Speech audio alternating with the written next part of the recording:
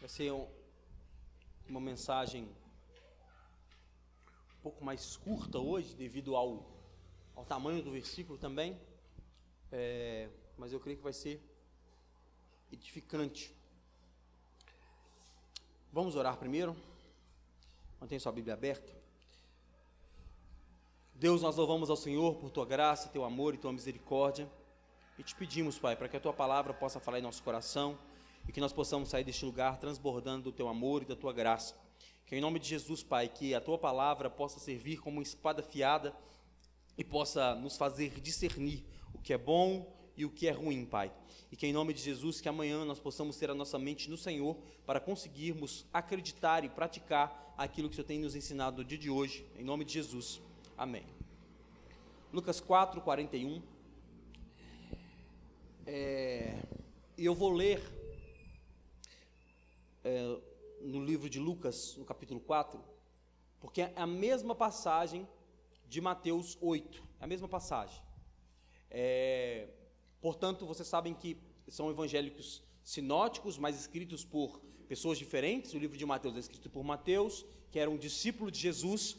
O livro de Lucas é escrito por Lucas, que era um discípulo de Paulo, que era um historiador também. Então, Mateus conta a partir do ponto de vista que ele viu, aquilo que ele observou, e Lucas conta a partir daquilo que ele aprendeu, daquilo que ele ouviu, não só dos discípulos, dos apóstolos, mas também propriamente do apóstolo Paulo. Então, por isso nós vamos ler o livro de Lucas e não o livro de Mateus, ok? Lucas 4,40 diz assim: Ao pôr do sol, todos os que tinham enfermos com diferentes tipos de doença, os trouxeram a Jesus, e ele os curava, impondo as mãos sobre cada um deles. Também de muitos saíam demônios, gritando e dizendo: Você é o Filho de Deus. Ele, porém, os repreendia para que não falassem, pois sabiam que era o Cristo. Nós estamos nessa série, Uma Nova Aliança, e ela é baseada no livro de Mateus, mas hoje nós queremos ler essa parte no livro de Lucas especificamente, por causa da riqueza de detalhes que Lucas entrega, além do que Mateus nos diz. Mateus diz basicamente a mesma coisa, mas Mateus apenas cita a passagem de Isaías, que diz que ele veio para curar os enfermos. Mas Lucas vai um pouco além do que Mateus nos entrega. E quando nós observamos o que é o cristianismo e o que foi Cristo nos dias de hoje, nós observamos a partir de um quadro completo. Então nós observamos através da Bíblia Sagrada, através da história da igreja, através da história da reforma da igreja, através também das experiências que nós vemos de alguns homens e mulheres de Deus, e porque nós temos essa abrangência, até cronológica, de como os fatos funcionaram. A Bíblia não foi escrita não foi nos dada em ordem cronológica, mas os evangelhos, eles tentam manter uma cronologia das suas passagens e das ações que aconteceram enquanto Jesus estava na terra. Então nós temos esse campo de visão completo do que aconteceu, mas para os judeus, eles não tinham esse campo abrangente, era tudo muito recente. Jesus tinha acabado de se manifestar e as pessoas não entendiam quem ele era ou o que ele estava fazendo, porque do nada apareceu um homem atraindo multidões para si, do nada apareceu um homem mudando o contorno e tudo o que estava acontecendo perante o povo judeu, e eles não estavam entendendo aquilo que estava acontecendo. Até esse momento que nós lemos, Jesus já tinha operado muito milagre. Até esse momento que nós lemos, Jesus já tinha feito e falado muita coisa.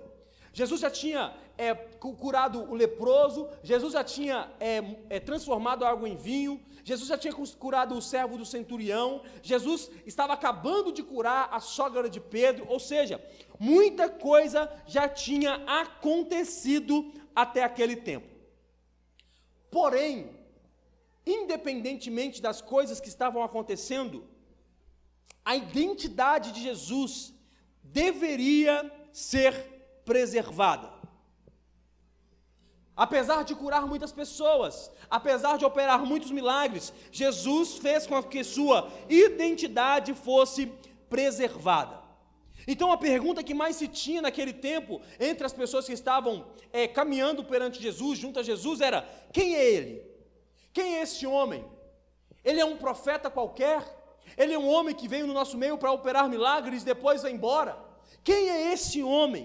Quem é esse homem que faz esses feitos tão grandes e faz essas coisas que nenhum homem poderia fazer? E até então eles não tinham nenhuma resposta e não sabiam quem era Jesus. E isso impressionava aqueles que estavam o seguindo. E eu quero pregar hoje baseado nesse tema: Jesus, o poder de Jesus, o Jesus que cura, o poder da cura que havia no nome de Jesus. E para começarmos a introduzir esse assunto, nós precisamos observar algumas coisas. E a primeira delas é que as pessoas não conheciam a Jesus, mas estavam crendo nele pelas obras que ele fazia. Preste muita atenção, irmãos, preste atenção. As pessoas não sabiam quem era Jesus, mas estavam crendo nele por causa dos milagres que ele operava e daquilo que ele fazia. Olha só o que diz o versículo 40. Ao pôr do sol, todos os que tinham enfermos com diferentes tipos de doenças os trouxeram a Jesus, e eles a curavam, impondo as mãos sobre cada um deles. Ou seja, nós não sabemos quem ele é, nós não sabemos o que ele pode fazer, nós não sabemos o que ele pode operar, mas ele está curando. Portanto, peguemos todos os nossos doentes, peguemos todos os nossos enfermos e levemos até Jesus para que possa curá-lo. Então, o que se pode entender, o que acontecia, era que todo mundo que tinha um doente em casa, pegava pelos braços, ou pegava numa maca, ou pegava de alguma forma e levava até Jesus, para que essa pessoa fosse curada. Então, a primeira coisa que nós devemos entender é essa: eles não sabiam quem era Jesus ao certo, mas acreditavam nele, porque ele tinha poder para curar. E qual que era a dinâmica dessa cura? Primeira coisa que acontecia: as pessoas traziam os seus enfermos. O que dá a entender isso? Dá a entender que esses enfermos não tinham condição alguma de irem até Jesus sozinhos. Ou seja, alguém tinha que pegá-los e levá-los até Jesus. Nós temos um outro exemplo disso, dos 4 amigos que descem um paralítico pelo teto da casa de Jesus, quando ele chega em casa, e aí eles abrem o teto e jogam o paralítico lá com as 4 cordas, para que Jesus pudesse curá-los. Existiam muitas pessoas que estavam sofrendo da mesma coisa, não tinham condição de irem sozinhos até Jesus, como foi o caso, por exemplo, da mulher do fluxo de sangue, que ela foi sozinha, mesmo sem força. A maioria das pessoas não tinha força para ir sozinha até Jesus, e precisava de alguém para levá-las, precisava de alguém para carregá-las até Jesus. E aqui nos leva uma pergunta, que é a seguinte: para onde estamos levando os nossos enfermos? Porque as pessoas que estavam enfermas no tempo de Jesus, tinha alguém enfermo em casa, eles pegavam essas pessoas e levavam até Jesus. E aqui fica a pergunta: para onde estamos levando os nossos enfermos? Primeiro, os enfermos carnais. E talvez em nossa casa nós temos alguém que está enfermo, alguém que está em cama, que está doente, e nós sequer, por algum momento, oferecemos a ele a fé que nós acreditamos. Talvez exista alguém enfermo em nossa casa e sequer em algum momento nós resolvemos apresentar a Jesus para eles, dizendo: Jesus pode te curar. Eu estou enfermo, tá bom, Jesus pode ser a cura para a sua enfermidade. Como eu disse na semana passada, não podemos ser o extremo de dizer, nós determinamos a cura, mas nós também não podemos ser o outro extremo de dizer, Jesus não pode curar nada. Se o médico desenganou, nós não temos chance. Se o médico diz que não tem chance, não tem chance. Para onde estamos levando os nossos enfermos carnais? Nós estamos apresentando essas pessoas a Cristo, nós estamos orando por essas pessoas, pedindo para que Jesus possa curar essas pessoas, ou melhor, nós temos fé de fato que Jesus pode curar essas pessoas? É para você refletir, quando surge uma notícia de enfermidade, quando surge uma notícia de a pessoa está doente, será que nós temos fé o suficiente para dizer que nós acreditamos que Jesus pode curar alguém? O primeiro tipo de enfermo. O segundo tipo de enfermo, os enfermos espirituais. Será que nós estamos levando esses enfermos, doentes espirituais até Jesus? Porque as pessoas que estavam lá pegavam seus enfermos e levavam até Jesus. Para onde é que nós estamos levando os nossos enfermos espirituais?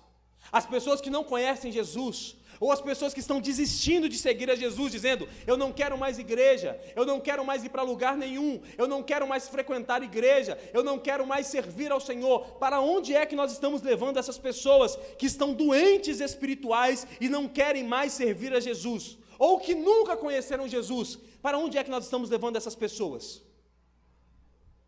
As pessoas chegam a nós dizendo, eu estou passando por apuros na minha vida, eu não sei mais o que fazer, eu não consigo mais viver no alcoolismo, ou nas drogas, ou na prostituição, eu não sei como sair disso. Será que a primeira coisa que fazemos é apresentar a Jesus para essas pessoas, dizendo, eu sei quem pode te curar? Ou pegar essas pessoas e trazê-las até Cristo? Será que nós temos participação na cura dos enfermos que estão nos cercando? Faça essa reflexão. O último enfermo que esteve perto de você, você o levou a Cristo ou não? A última pessoa que esteve enferma espiritual perto de você, você a levou a Cristo ou não? E o que nós podemos entender na continuação do texto é que essas pessoas que eram trazidas até Jesus, elas obtinham a sua cura. As pessoas traziam os enfermos e Jesus curava as pessoas que vieram até ele, trazidas por alguém. E o que nós podemos entender com esse texto? É que Jesus encostava e essas pessoas eram curadas. Que Jesus apenas encostava nessas pessoas e havia cura nessas pessoas. E o que nos leva a três dinâmicas no momento da cura de qualquer pessoa ou de qualquer coisa. Olha só o que movia, preste muita atenção nisso, irmãos. O que movia a cura dessas pessoas? A primeira coisa, a fé do doente. Você quer que Jesus pode te curar? Sim. Primeira coisa, a fé do doente. A segunda coisa, o auxílio de alguém que amava esse doente. Esse doente tinha fé para ser curado, mas não tinha ninguém que o levava. Mas quando achava alguém que o levava, alguém que o amava, essa pessoa o levava até Jesus. E a terceira coisa da dinâmica da cura de qualquer coisa ou de qualquer pessoa é a vontade de Jesus em curar essas pessoas. Assim como em tudo na nossa vida. A fé de quem está doente, o auxílio de alguém que ama e a vontade de Jesus.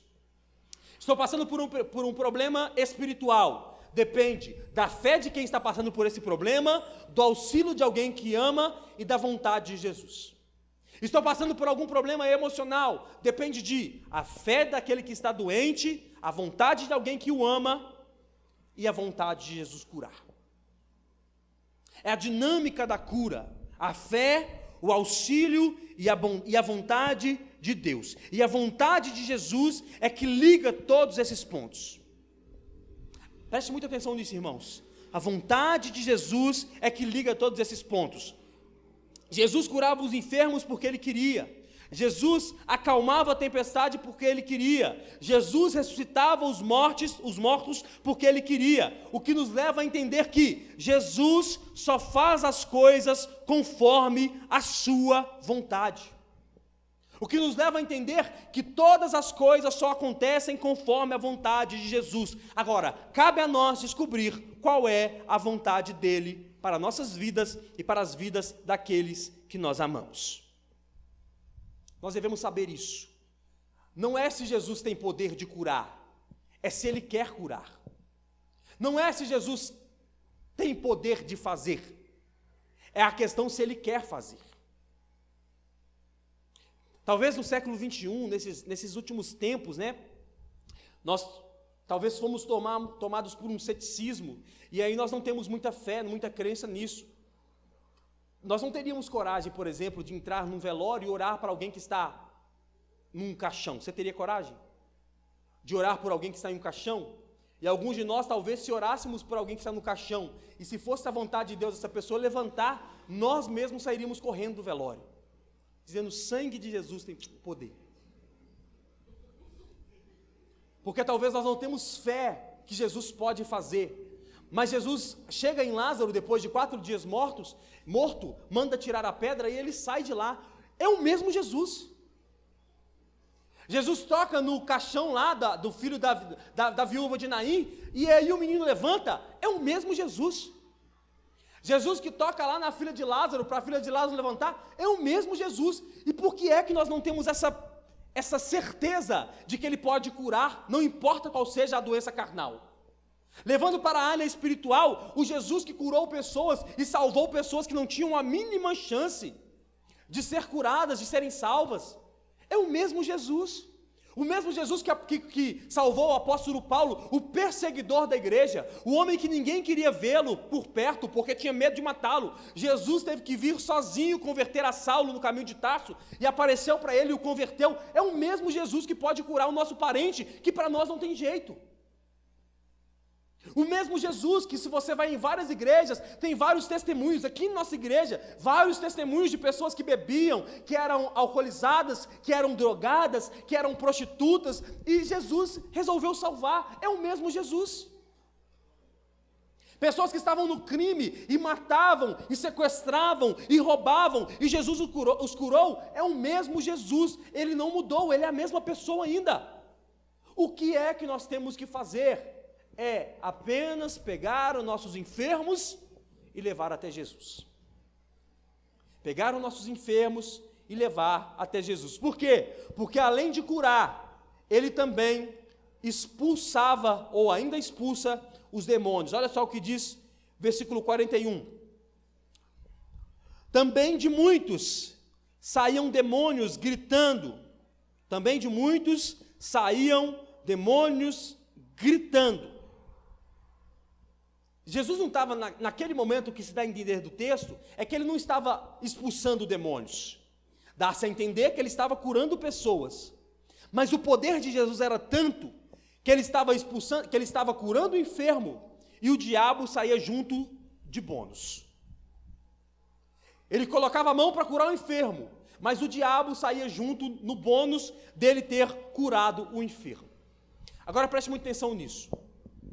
Não quer dizer que talvez em alguma dessas pessoas, elas depois de algum tempo, não voltassem a ser habitadas, porque de fato não tinham sido salvas, foram apenas curadas, e o demônio saiu de bônus. Então preste muita atenção nisso aqui, é algo rapidamente teológico que eu quero te ensinar. Quando o demônio é expulso de uma pessoa, e essa pessoa ela não reconhece Jesus como Espírito, como único e suficiente Salvador, e não passa a ser habitada pelo Espírito Santo, que é o que Paulo diz lá em Coríntios, só expulsou o demônio, essa pessoa não foi habitada pelo Espírito Santo, obviamente, como o próprio Jesus diz, o diabo volta e volta com mais 7. Mas se essa pessoa, depois do demônio ser expulso, essa pessoa aceitar a Jesus como único e suficiente Salvador e se tornar a habitação do Espírito Santo, não pode ser mais habitada por demônios. Então, por isso que eu digo a vocês, abre as aspas comigo, o diabo pode ser, o cristão pode ser ou ficar endemoniado? Não. Por quê? Porque a partir do momento que ele se torna um cristão, ele se torna templo do Espírito Santo e o diabo não pode habitar nele de novo. Mas eu vi um crente endemoniado, ou não é crente ou não é demônio. Porque o que a Bíblia nos afirma é que nós nos tornamos a habitação do Espírito Santo, e alguém que se tornou a habitação do Espírito Santo não pode ser habitado por demônios. Mas algumas dessas pessoas que talvez não aceitaram Jesus, voltaram a ser possuídas por demônio novamente. Mas isso não muda o fato de que os demônios foram expulsos. E o que nos diz isso em relação aos demônios serem expulsos? Que Jesus também tem poder sobre os demônios. Jesus não tem só poder sobre a cura, mas Jesus também tem poder sobre os demônios. Então, nos dias de hoje, como é que o demônio é expulso? Colocou a mão, orou em nome de Jesus e o diabo tem que sair. Talvez alguns de vocês, talvez novos cristãos, ou talvez mais novos da fé, não pegou os anos 90, né? Que os anos 90, o que mais se tinha era Constantines na igreja, né? Expulsadores de demônio. Então todo culto tinha uma manifestação diferente, tinha alguém entortando, tinha uma pessoa nova dando um bizil, e aí direto tinha alguém expulsando demônio. Isso reduziu o nível. Qual foi a última vez que você viu uma pessoa endemoniada e possessa, dizendo, eu vou matar ele, tirando esse programa de televisão aí? Qual foi a última vez que você viu um demônio pessoalmente? Não se tem mais, eu vou te dizer o porquê. Porque o diabo não está mais ocupando apenas os corpos, ele está ocupando as mentes. E aí a pessoa não fica mais entortando, e na igreja para vir um pastor expulsar. Está agindo na mente, e aí na mente ele derruba um homem, sem precisar fazer um escarcéu dentro da igreja. Mas qual é a forma que nós temos de expulsar demônio? Orando em nome de Jesus, para que os demônios sejam expulsos, porque ao nome de Jesus, o diabo não resiste. Eu vou repetir isso. Ao nome de Jesus, o diabo não resiste. Então, se nós temos problemas e enfrentamos dificuldades e vemos pessoas que estão de fato endemoniadas, porque talvez tenha alguém na sua casa que de fato não é conhecedor de Cristo ainda e de fato fica endemoniado, ao nome de Jesus, o diabo não resiste. Está endemoniado? Vou ligar para o pastor. Não me ligue. Ore em nome de Jesus, porque o diabo não resiste ao nome de Jesus. Mas a minha vida está mais ou menos. Não é no seu nome. Eu vi um tempo atrás um pastor de uma igreja, você vai imaginar qual igreja que é. E aí dizendo, teve uma vez que chegou uma pessoa aqui na igreja, e ela estava muito endemoniada. E aí eu orei, pedi em nome de Jesus, e o diabo não saía. Aí eu orei de novo, pedi em nome de Jesus de novo, e o diabo não saía. Eu fiquei muito tempo orando para ela, pedindo em nome de Jesus, e o diabo não saía.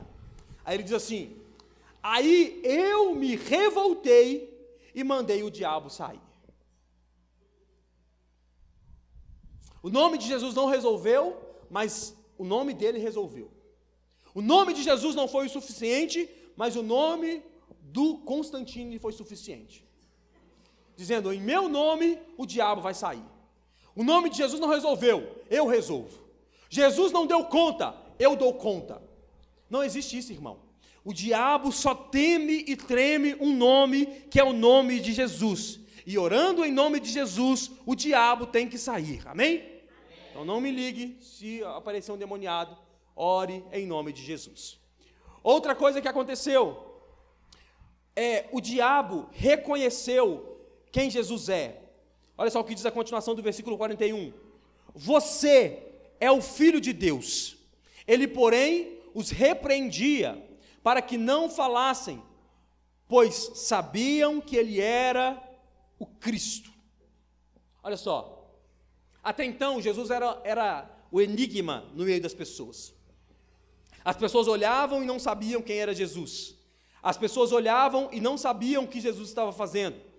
Porém, os demônios olharam para Jesus e disseram, você é o Filho de Deus.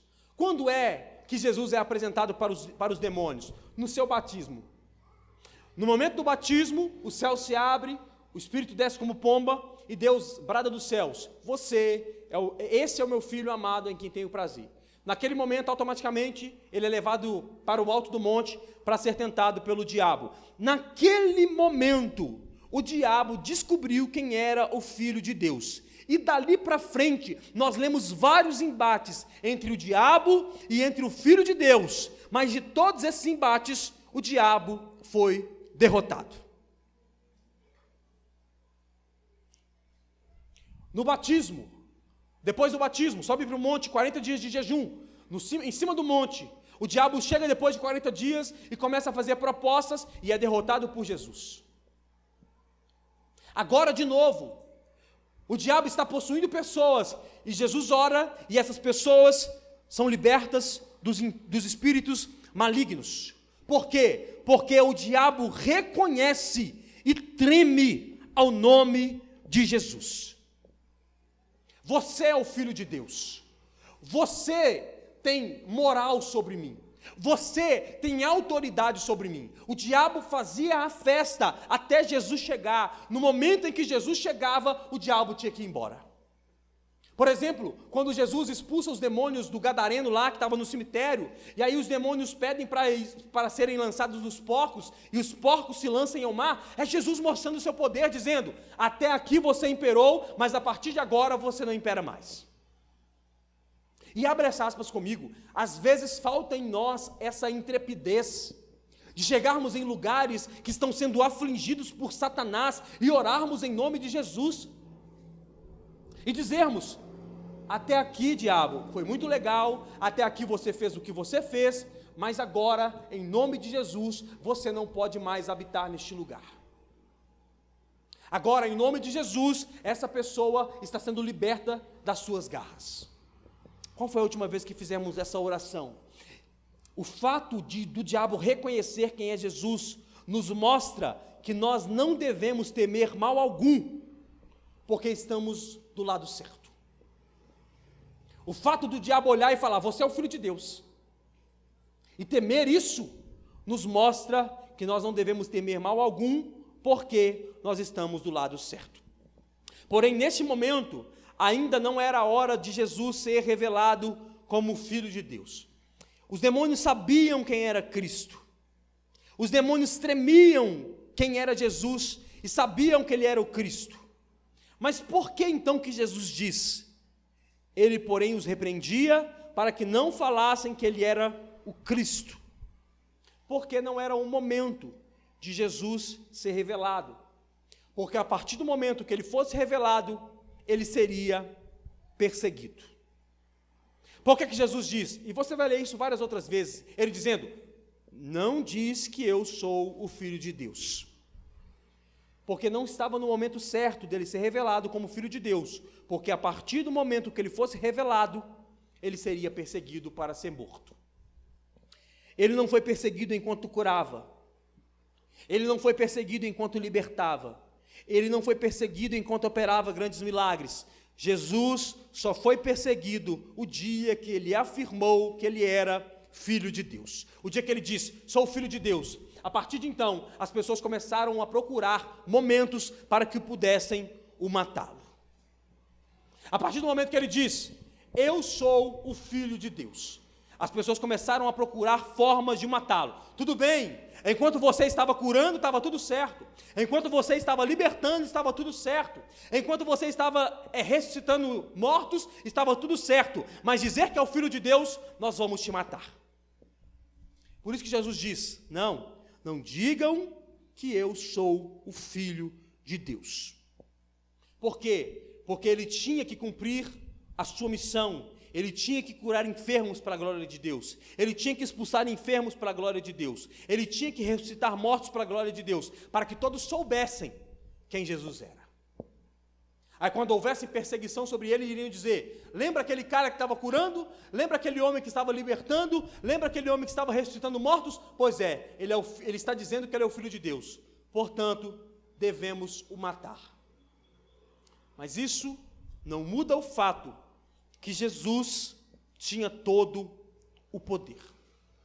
Não muda o fato que ele podia curar e que ele podia libertar aqueles que estavam sendo cativos pelos demônios. Vamos às aplicações do que nós podemos entender com esse texto. A primeira coisa que nós podemos entender e aprender com esse texto é que nós devemos levar as pessoas até Jesus.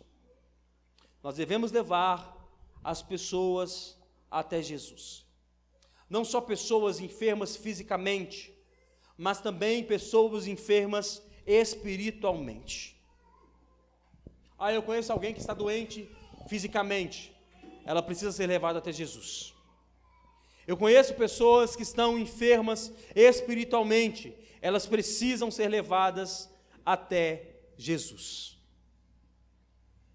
E aqui eu te convido a pensar, alguém que você conheça, que está talvez doente fisicamente, e o médico já talvez desenganou, ou talvez a pessoa já desistiu dela mesma.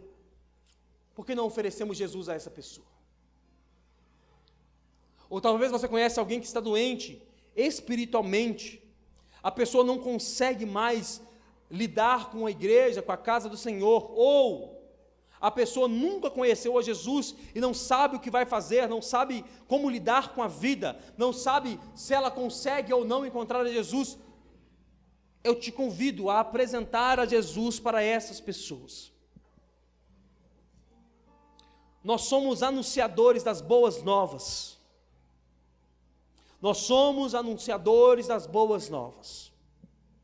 E mesmo que o enfermo não encontre cura, mesmo que nós levemos pessoas a Jesus e essa pessoa não seja curada fisicamente, ela conhecerá Jesus, e isso é que importa.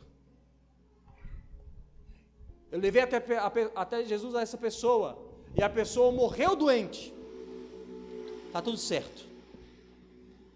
O que importa é que ela conheceu a Jesus, e se Jesus quiser curar, Ele é o Todo-Poderoso e Ele pode fazer isso.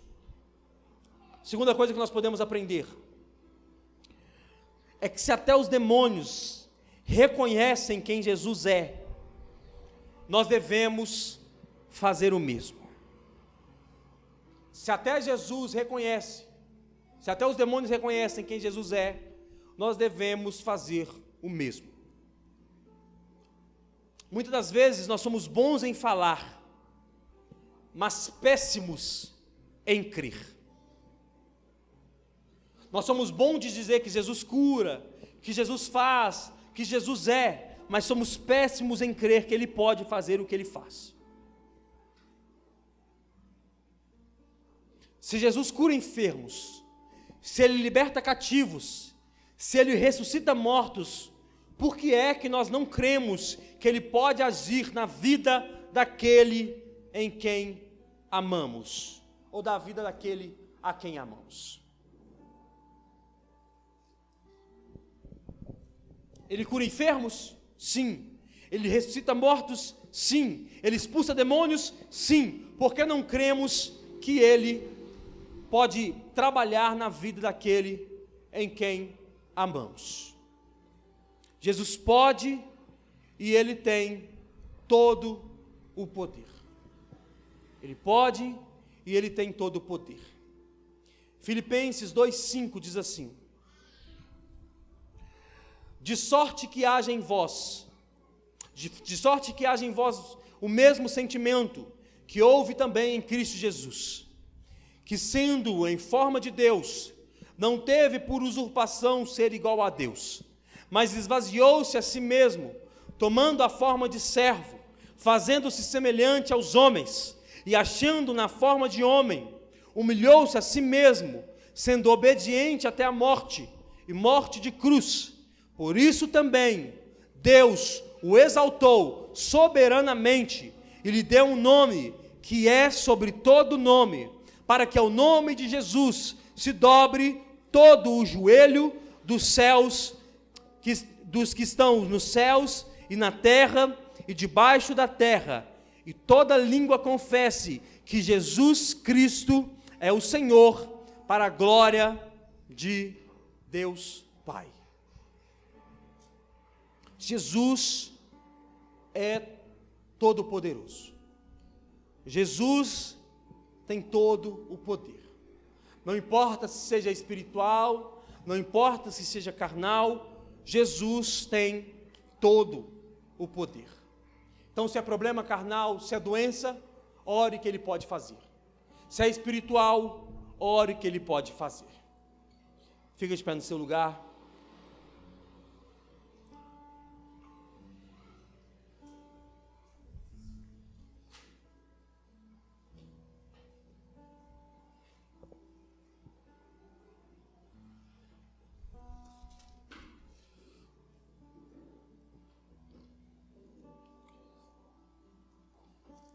Jesus é todo-poderoso.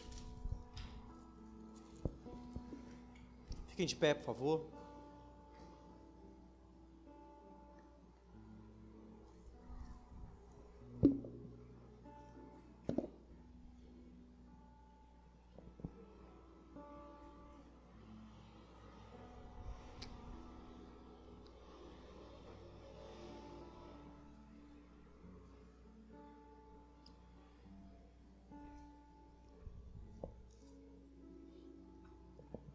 Vamos orar para que possamos entender esse poder.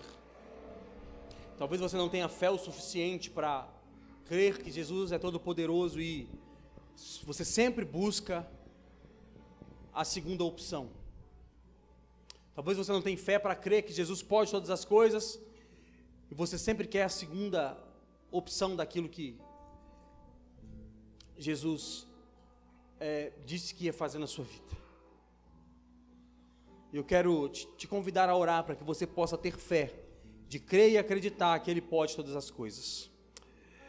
Feche os olhos, vamos orar.